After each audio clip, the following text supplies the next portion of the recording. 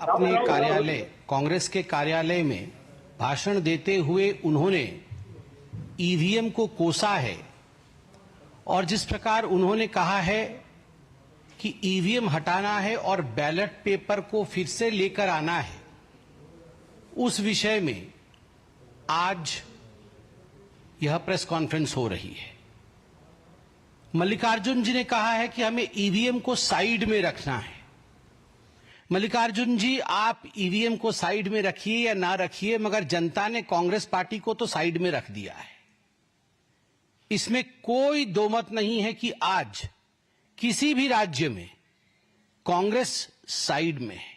Congress has been sidelined in the election of literally every state, even in Jharkhand.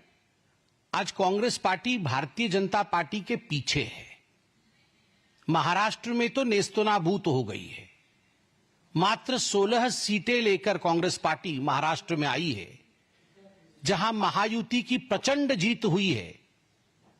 वही Congress party आज महाराष्ट्र में एक तरह से उसका सफाया हुआ है।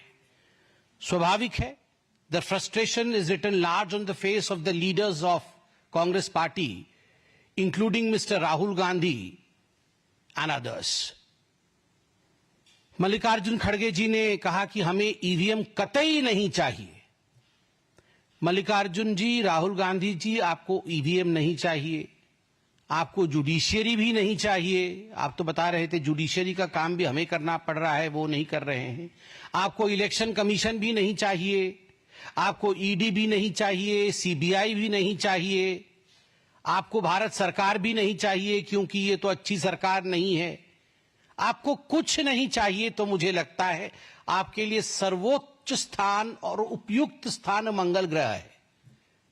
कोई नहीं है वहां, ना जुडिशरी है, ना ईडी है, ना सीबीआई है, वहां ईवीएम मशीन भी नहीं है, इलेक्शन कमीशन भी नहीं है। वहीं जाइए, वहां बिल्कुल आप शहजादे जी को कुर्सी पर बैठाइए और आनंद से रहिए। मुझे बड़ा आश्चर्य हुआ, मल्लिकार्जुन खड़गे जैसे एक सीनियर पॉलिटिशियन ने कल एक वाक्य कहा कि एससी, एसटी और ओबीसी और गरीबों के जो वोट है वो ईवीएम के कारण खराब हो रहे हैं। क्या सोचते हैं मल्लिकार्जुन जी और कांग्रेस पार्टी कि जो अनुसूचित जाति के लोग हैं, जो अनुसूचित जनजाति के लोग हैं, या जो एसटी लोग हैं, जो ओबीसी हैं, अदर बैकवर्ड क्लास है, उनको ईवीएम में वोट करना नहीं आता? वो इतने अनपढ़ हैं और इतने समझ भी उनको इतनी नहीं है कि वो ईवीएम में किस प्रकार वोट कर सके, बटन कहां दबाना है, कैसे दबाना है, वीवीपैट उसमें निकलता है, उसे देखना है, वेरीफाई करना है। Just because they are SC, ST, OBC and poor, they do not know how to use EVM. ये एक इंसल्ट है। ये कहीं ना कहीं SC, ST और OBC समाज के प्रति एक बहुत बड़ा इंसल्ट है, एक बहुत बड़ा धक्का है।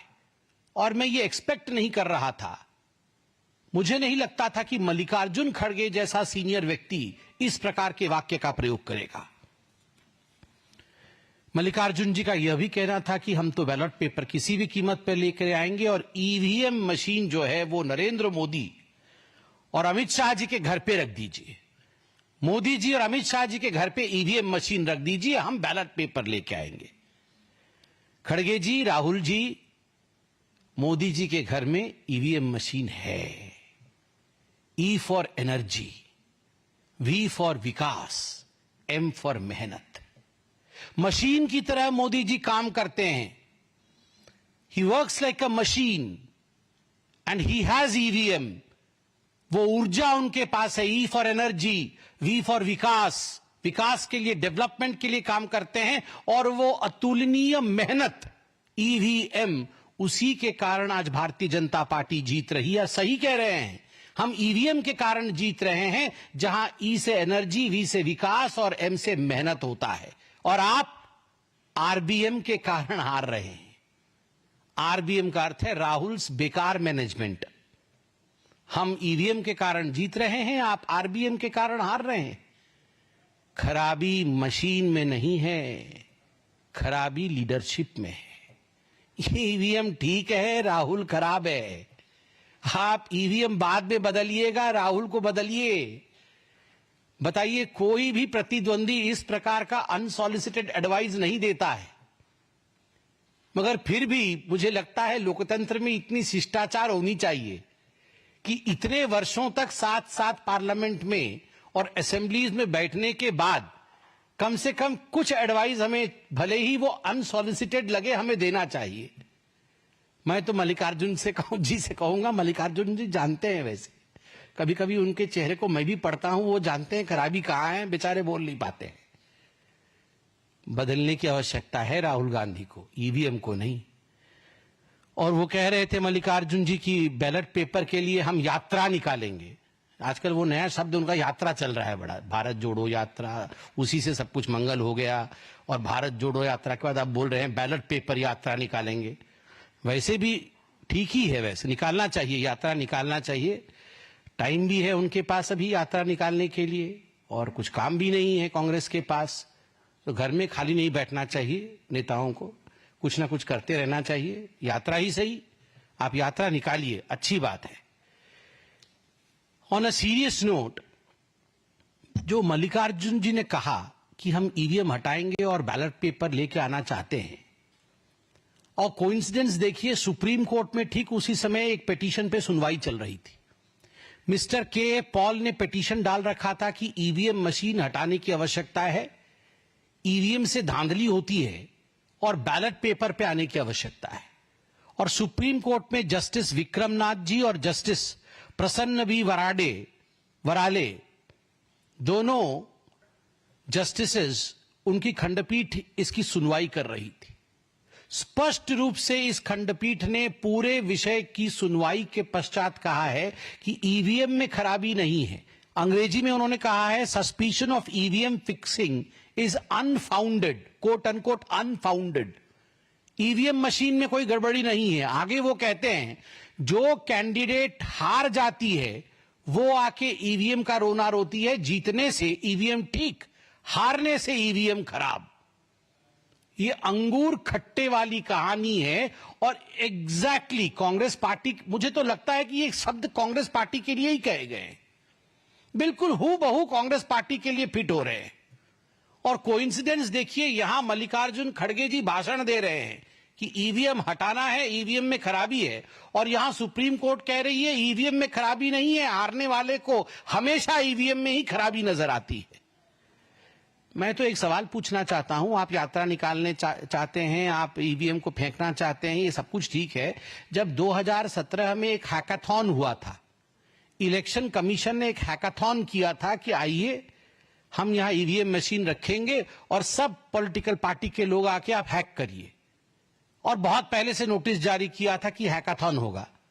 कोई नहीं गया, कोई गया नहीं हैकाथॉन करने के लिए। उससे पहले तो टीवी पे, मुझे तो याद है, वो आम आदमी पार्टी के शायद सौरभ भारद्वाज जी, शायद वही, वो कुछ तार वार जोड़ के हैक कर रहे थे कि कैसे हैक होता है। उस दिन नहीं गए और हैक करने के लिए, उस दिन हैक करने नहीं गए वहां भी ईवीएम को हैक करने के लिए। तो ये कांग्रेस पार्टी हैकाथॉन के दिन घर में क्या कर रही थी? हाँ, विदेश ट्रिप में चले गए होंगे राहुल जी, हो सकता है उस समय खोजने से वो थाईलैंड वगैरह में कहीं होंगे, कहीं ना कहीं होंगे, बाहर ही होंगे, नहीं तो हो सकता है वो जाएंगे। मगर बड़ा आश्चर्य का विषय है, hackathon, you don't take this thing seriously. आप इतने बड़े पॉलिटिकल पार्टी के अध्यक्ष हैं, आप बोल रहे ईवीएम को फेंकना पड़ेगा, बैलेट को लाना पड़ेगा, and when the hackathon takes place no one represents your party in the hackathon to prove what you are saying. Elon Musk ji ने भी ट्वीट किया है, मैं देख रहा था, सीईओ है टेस्ला के, जो जुलाई 4 को हमारी रिजल्ट्स निकलने के बाद, जून 4 को रिजल्ट्स निकलने के बाद लोकसभा के एक आर्टिकल छपी थी कि India count 640 million votes in a single day.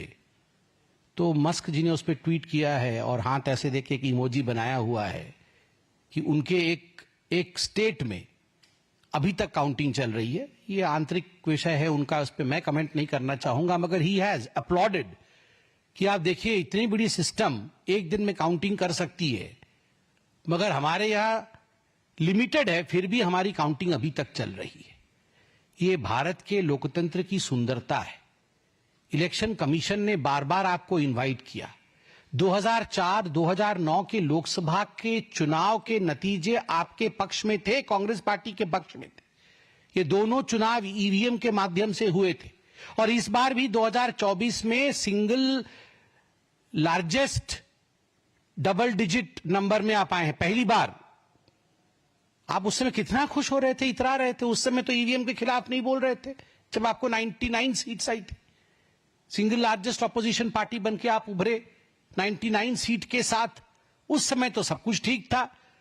और बाकी राज्यों में जब आप चुनाव जीतते हैं उस समय ईवीएम खराब नहीं होता है। मुझे तो बड़ा आश्चर्य लगता है कि आपने हेमंत सोरेन जी के और जेएमएम के जीत को भी कुंद करने का काम किया है। ये अलायंस धर्म नहीं है। आप जो ईवीएम के ऊपर आक्षेप लगा रहे हैं, आपका कहने का तात्पर्य है कि ये जो जेएमएम भी जीती है वह भी कुछ माल प्रैक्टिसेस के माध्यम से जीती है, ईवीएम खराब था, they don't deserve to win. मुझे लगता है ये अलायंस नीति नहीं है जहां आप खुद अपने अलायंस पार्टनर के ऊपर इस प्रकार हमला करते हैं। बार बार मैं कहता हूं, मशीन में खराबी नहीं है, व्यक्ति और लीडर में खराबी है। जब तक राहुल जी रहेंगे ऐसा ही चलता रहेगा। कोई सवाल हो तो अवश्य पूछे। पहला सवाल तो ये है कि सुप्रीम कोर्ट ने जो इस तरह की फटकार भी लगाई थी, इस तरह जो सामने आई उस पर, उसके बावजूद हम देख रहे हैं कि ईवीएम पर अभी भी कांग्रेस और उनके दल अपने रुख पर अड़े हुए हैं। तो क्या आपको लगता है कि ये कार्यकर्ताओं को निराशा से बचाने के लिए ऐसा कह रहे हैं या